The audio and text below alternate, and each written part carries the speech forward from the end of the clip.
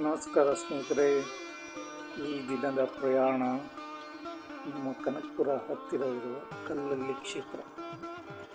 ಇದು ಶ್ರೀ ವೆಂಕಟೇಶ್ವರ ದೇವಸ್ಥಾನ.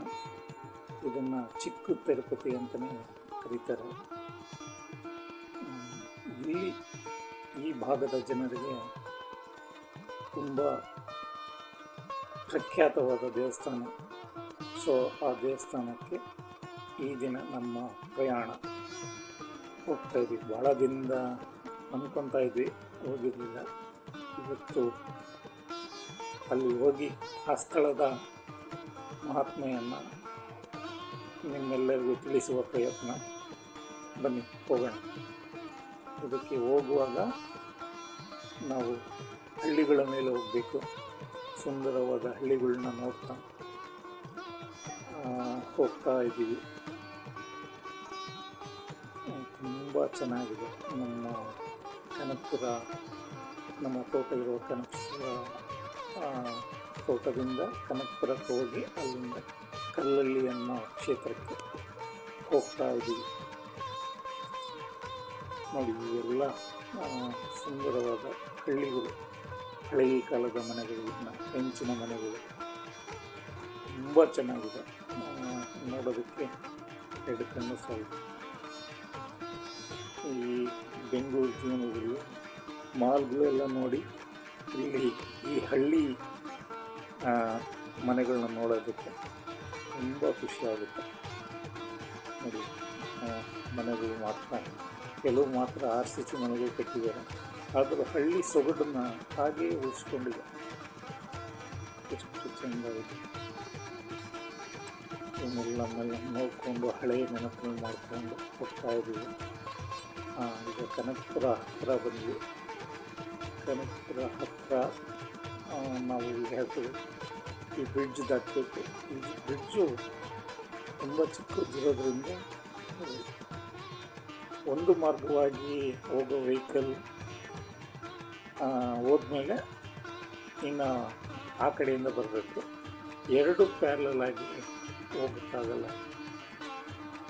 ಸೊ ಇಲ್ಲಿ ಹೋಗ್ತಾ ಇದ್ವಿ ಕನಕಪುರ ದಾಟಿ. ಸೊ ಇದು ದಾಟಿದ್ರೆ ಕನಕಪುರ ಅರ್ಕಾವತಿ ಬರುತ್ತೆ. ಕನಕಪುರ ಕಮರ್ಷಿಯಲಿ ತುಂಬ ಮುಂದುವರೆದ ತಾಲೂಕು. ಸೊ ಈ ಭಾಗದ ಜನರಿಗೆ ಕನಕಪುರ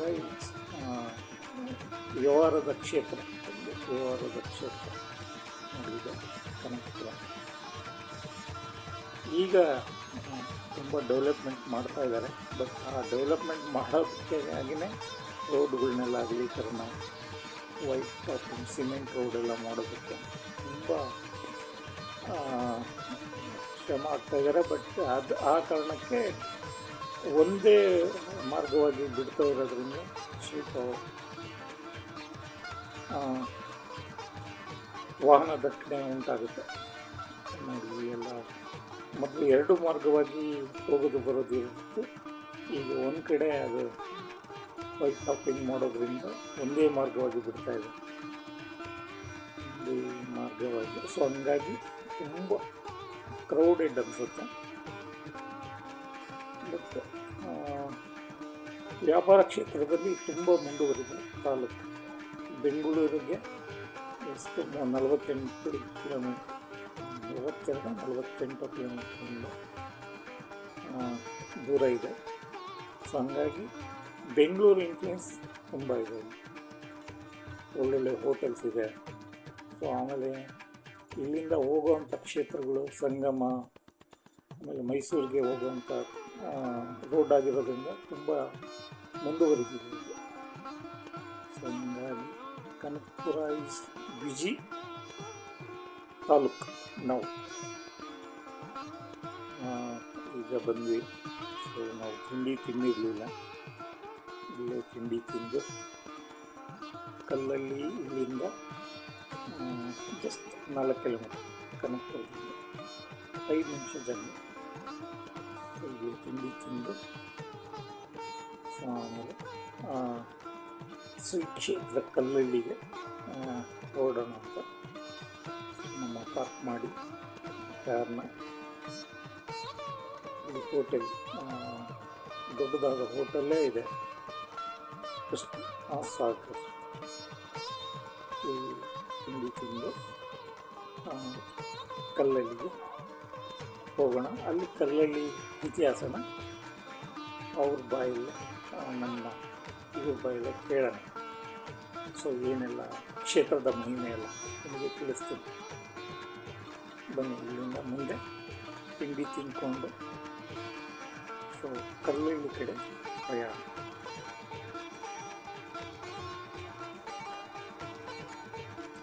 ನೋಡಿ, ಬಂದು ಕಲ್ಲಳ್ಳಿ ಕ್ಷೇತ್ರಕ್ಕೆ ಬಂದ್ವಿ. ಈಗ ಈ ಕ್ಷೇತ್ರದ ಮಹಿಮೆಯನ್ನು ನಮ್ಮ ಪುರೋಹಿತರ ಬಾಯಿಂದನೇ ಕೇಳಿ.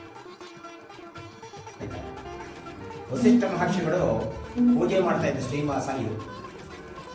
ನಮ್ಮ ಪೂರ್ವಿಕರು ಈ ದೇವಸ್ಥಾನ 800 ವರ್ಷಗಳಿಗೂ ಮೇಲ್ಪಟ್ಟಿರ್ತಕ್ಕಂಥದ್ದು ಅಂತ ಹೇಳ್ಕೊಂಬಂದಿದ್ದೀವಿ. ಸಾವಿರಾರು ಪುರಾತನವಾದ ದೇವಸ್ಥಾನ ಇದು. ಅಂದರೆ ಹೆಚ್ಚು ಕಡಿಮೆ ಚೋಳರ ಕಾಲದ ದೇವಸ್ಥಾನ ಇದು. ಅವಾಗ ಈ ಶೈಲಿ ಎಲ್ಲ ಪೂರ್ತಿ ಎಲ್ಲ ಇದೇ ಶೈಲಿನೇ ಇದ್ದಿದ್ದು. ಈ ಸ್ಥಳ ಪುರಾಣ ಅಂತ ಅಂದರೆ ಆ ಒಂದು ಸಂದರ್ಭದಲ್ಲಿ ಪಾಳ್ಯಗಾರ ಅರಸುಗಳು ಇಲ್ಲಿ ಆಡಳಿತನ ಸ್ಥಳೀಯವಾಗಿ ನಡೆಸ್ತಾ ಇದ್ರು. ಅಂದ್ರೆ ಇದು ಚನ್ನಪಟ್ಟಣಕ್ಕೆ ಸಂಬಂಧಪಟ್ಟಿದ್ದ ಒಂದು ಪಾಳ್ಯಗಾರ ಈ ಜಾಗದಲ್ಲಿ ವಾಸ ಮಾಡ್ತಾ ಇದ್ರು. ಪಾಳ್ಯಗಾರ ಅರಸುಗಳಿಗೆ ಕನಸಿನಲ್ಲಿ ಸ್ವಾಮಿ ಕಾಣಿಸ್ಕೊಂಡು ಅವನು ಹೇಳದಂತೆ, ಈ ತರ ಬನ್ನಿ ಮುಕ್ಕೊಂಡು ಒಂದು ಗ್ರಾಮದಲ್ಲಿ ಒಂದು ಕೊಳ ಇತ್ತು. ಆ ಕೊಳದಲ್ಲಿ ಸ್ವಾಮಿ ಮೊದಲು ವಾಸಿಯಾಗಿದ್ದ. ಕನಸಿನಲ್ಲಿ ಅವರಿಗೆ ಕಾಣಿಸ್ಕೊಂಡು, ನಾನು ಈ ಥರ ಜಲವಾಸಿಯಾಗಿದ್ದೀನಿ, ನನ್ನನ್ನು ತಗೊಂಡು ಬಂದು ನೀವು ಪ್ರತಿಷ್ಠಾಪನೆ ಮಾಡಿ ಅಂತ ಅಂದ್ಬಿಟ್ಟು ಸ್ವಾಮಿ ಕೇಳಿದಂತೆ. ಅವಾಗ ಅವ್ರು ಕೇಳಿದ್ರಂತೆ, ಸ್ವಾಮಿ ನೀವು ಇರ್ತಕ್ಕಂಥ ಸ್ಥಳ ನಮಗೆ ಗೊತ್ತಾಗೋದು ಹೇಗೆ, ನಿನ್ನನ್ನು ನಾವು ಪ್ರತಿಷ್ಠಾಪನೆ ಮಾಡೋದು ಹೇಗೆ ಅಂತ. ನೀವು ಬರ್ತಕ್ಕಂಥ ಹಾದಿಯಲ್ಲಿ ಹಾಕೊಂಡು ಹೋಗಿರ್ತೀನಿ, ತುಳಸಿನ ನೋಡ್ಕೊಂಡು ಬನ್ನಿ ಅಂತ ಹೇಳಿದ್ರು. ಅವಾಗ ಇದ್ದಿದ್ದು ಎತ್ತಿನ ಗಾಡಿಗಳು. ಎತ್ತಿನ ಗಾಡಿನಲ್ಲಿ ನನ್ನನ್ನು ಇಟ್ಕೊಂಡು ನೀವು ತಗೊಂಡು ಹೋಗ್ತಾ ಇರಬೇಕಾದ್ರೆ ಎಲ್ಲಿ ಗಾಡಿ ಚಕ್ಕದ ಹಚ್ಚಿ ಮುರಿದು ಹೋಗುತ್ತೋ ಅಲ್ಲಿ ನನ್ನ ಪ್ರತಿಷ್ಠಾಪನೆ ಮಾಡಿ ಅಂತ ಸ್ವಾಮಿ ಕನತ್ರ ಹೇಳಿದಂತೆ. ಇವರು ಸ್ಥಳೀಯ ಗ್ರಾಮಸ್ಥರನ್ನೆಲ್ಲ ಸೇರಿಸ್ಕೊಂಡು ಈ ತರ ಸ್ವಾಮಿ ಕನಸ್ತಲ್ಲಿ ಪ್ರೇರಣೆ ಮಾಡಿದ್ದಾನೆ, ನಾವು ಸ್ವಾಮಿನ ತಗೊಂಡು ಬಂದು ನಾವು ಪ್ರತಿಷ್ಠಾಪನೆ ಮಾಡೋಣ, ಹೋಗೋಣ ಅಂದ್ರಂತೆ. ಅವಾಗ ಬೆಳಗ್ಗೆ ಎಲ್ಲ ಹೊರಟರು. ಅಂದ್ರೆ ಯಾವ್ದೋ ಸತ್ಯವಾದ ಕಾಲ ಅದು. ಉದ್ದಕ್ಕೂ ತುಳಸಿದಳ ಇತ್ತು. ತುಳಸಿದಳ ನೋಡ್ಕೊಂಡು ಉದ್ದಕ್ಕೂ ಹೋದ್ರು. ಆ ಬನ್ನಿ ಮುಕ್ಕೊಂಡು ಅಂತ ಒಂದು ಗ್ರಾಮಕ್ಕೆ ಹೋದ್ರು.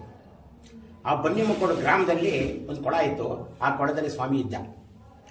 ಅಂದ್ರೆ ಇವರು ಹೋದ ಮೇಲೆ ಸ್ವಾಮಿ ಮೇಲಕ್ಕೆ ಬಂದಂತೆ. ಆಮೇಲೆ ಸ್ವಾಮಿನ ತಗೊಂಡು ಅವ್ರು ಎತ್ತಿನ ಗಾಡಿನಲ್ಲಿ ಇಟ್ಕೊಂಡು ಪ್ರತಿ ಹಳ್ಳಿ ಮಲ್ಲನ್ನು ಮೆರವಣಿಗೆ ಮಾಡ್ತಾ ತಗೊಂಡು ಹೋಗ್ತಾ ಇದ್ರಂತೆ. ಹೀಗೆ ಅಲ್ಲಿಂದ ಇಲ್ಲಿಗೂ ಉದ್ದಕ್ಕೂ ತಗೊಂಡು ಹೋಗ್ತಾ ಇರ್ಬೇಕಾದ್ರೆ ಈ ಕಳ್ಳಹಳ್ಳಿ ಬರಬೇಕಾದ್ರೆ ಈ ಕಳ್ಳಹಳ್ಳಿನಲ್ಲಿ ಗಾಡಿ ಚಕ್ಕದ ಹಚ್ಚು ಮುರಿದು ಹೋಯ್ತಂತೆ. ಅವಾಗ ಶಾಸ್ತ್ರೋಕ್ತವಾಗಿ ತಗೊಂಬಂದು ಸ್ವಾಮಿನ ಇಲ್ಲಿ ಪ್ರತಿಷ್ಠಾಪನೆ ಮಾಡಿದ್ರೆ. ಅಂದ್ರೆ ಇದಕ್ಕೆ ಒಂದು ಪ್ರತೀತಿ ಏನಪ್ಪಾ ಅಂದ್ರೆ, ಇವತ್ತವರಕ್ಕೋಸ್ಕರ ಭಕ್ತರ ಉದ್ಧಾರಕ್ಕೋಸ್ಕರ ಲೋಕನ್ಯಾನವಾಗಿ ಶ್ರೀನಿವಾಸ ಕಳ್ಳತನದಲ್ಲಿ ಬಂದು ಈ ಕಳ್ಳಹಳ್ಳಿನಲ್ಲಿ ತಿಳಿಸಿದ್ದಾನೆ ಅಂತಕ್ಕಂಥ ಒಂದು ಪ್ರತೀತಿ ಇತ್ತು. ಅದಕ್ಕೆ ಕಳ್ಳಹಳ್ಳಿ ಅಂತ ಬಂದು ಕರೀತಾ ಇದ್ರು. ಇದನ್ನು ಈಗ ಕಳ್ಳಹಳ್ಳಿ ಅಂತ ಕರೀತಾರೆ. ಮಾಘಶುದ್ಧ ಪೌರ್ಣಮಿನಲ್ಲಿ ಇಲ್ಲಿ ಬ್ರಹ್ಮರಥೋತ್ಸವ ನಡೆಯುತ್ತೆ. ಇದು ಕನಕಪುರ ತಾಲೂಕಿನಲ್ಲಿ ಬಹಳ ಪ್ರಸಿದ್ಧವಾದ ದೇವಸ್ಥಾನ, ಬಹಳ ದೊಡ್ಡ ದೇವಸ್ಥಾನ. ಇಲ್ಲಿ ನಡೀತಕ್ಕಂಥ ಬ್ರಹ್ಮರಥೋತ್ಸವ ಬಹಳ ವಿಜೃಂಭಣೆಯಾಗಿ ನಡೆಯುತ್ತೆ. ಅಂದ್ರೆ ಅವತ್ತಿನ ದಿವಸ ಇನ್ನೂ ಒಂದು ಪ್ರತೀತಿ ಏನಪ್ಪಾ ಅಂತ ಅಂದ್ರೆ, ಈ ಕ್ಷೇತ್ರ ಚಿಕ್ಕ ತಿರುಪತಿ ಅಂತ ಕೂಡ ಕರೀತಾರೆ.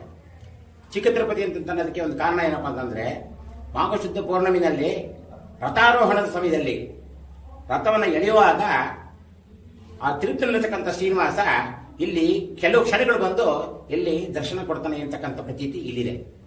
ಅಂದ್ರೆ ಭಕ್ತರು ಗೋವಿಂದ ಗೋವಿಂದ ಗೋವಿಂದ ಗೋವಿಂದ ಅಂತಂದಾಗ ಆಗ ಅಲ್ಲಿರೋ ಶ್ರೀನಿವಾಸ ಸ್ವಲ್ಪ ಸಮಯ ಇಲ್ಲಿ ಬಂದು ಇಲ್ಲಿ ಬರ್ತಕ್ಕಂಥ ಇಲ್ಲಿ ಜನಗಳಿಗೆಲ್ಲ ಇದನ್ನ ದರ್ಶನ ಕೊಡ್ತಾರೆ.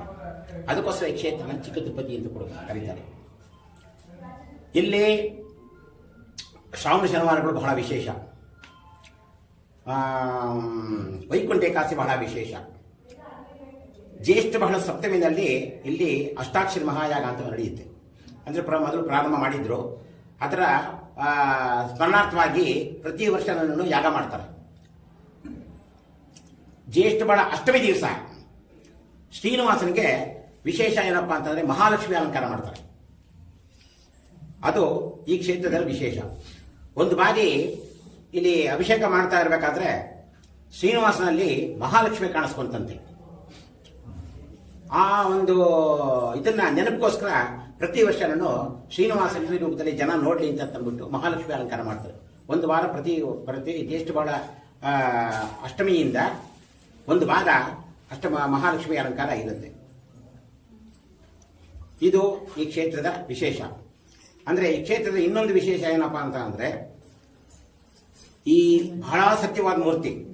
ಇಲ್ಲಿ ಬಂದಿರತಕ್ಕಂಥ ಭಕ್ತಾದಿಗಳಿಗೆಲ್ಲನೂ ಅವರ ಮನೋಭಿಲಾಷೆಗಳು ಏನಿದೆಯೋ ಪ್ರತಿಯೊಬ್ಬರಿಗೂ ಮಹಾನ್ ಭಾವ ಅನುಕೂಲ ಮಾಡಿಕೊಟ್ಟು ಅವನು ಮತ್ತೆ ಮತ್ತೆ ಮತ್ತೆ ಕರೆಸ್ಕೊಳ್ತಾನೆ. ಈ ಕ್ಷೇತ್ರದ ವಿಶೇಷ ಅದು. ಒಂದು ಬಾರಿ ಈ ಕ್ಷೇತ್ರಕ್ಕೆ ನೀವು ಭೇಟಿ ಕೊಟ್ರೆ ಮತ್ತೆ ಮತ್ತೆ ಒಂದಲ್ಲ ಒಂದು ರೂಪದಲ್ಲಿ ಶ್ರೀನಿವಾಸ ತರ್ತಾ ಇರ್ತೀರ. ಇಲ್ಲ ನೀವು ಬರ್ಬೋದು, ಇಲ್ಲ ನೀವು ಬೇರೆಯವ್ರನ್ನ ಕರ್ಕೊಂಡ್ ಬರ್ಬೋದು, ಬೇರೆಯವ್ರನ್ನ ಅವರು ಪ್ರೇರೇಪಣೆ ಮಾಡಿ ನಿಮ್ಮ ಮುಖಾಂತರನೇ ಅವ್ರ ದರ್ಶನ ಮಾಡಕ್ ಬರ್ಬೋದು. ಇದು ಈ ಕ್ಷೇತ್ರದ ವಿಶೇಷ.